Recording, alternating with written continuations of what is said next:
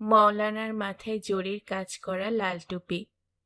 তার শারীরিক কিছু সমস্যা আছে।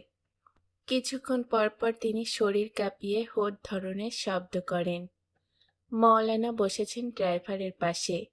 তিনি ক্রমাগত তসবি টেনে যাচ্ছেন।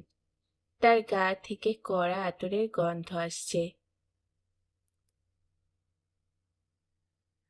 আমি দুজনের মাঝখানে বসে আছি। ডান পাশের জনের পান খাওয়া হলুদ দাঁত। এই মনে হয় দলটির সবচেয়ে গুরুত্বপূর্ণ ব্যক্তি।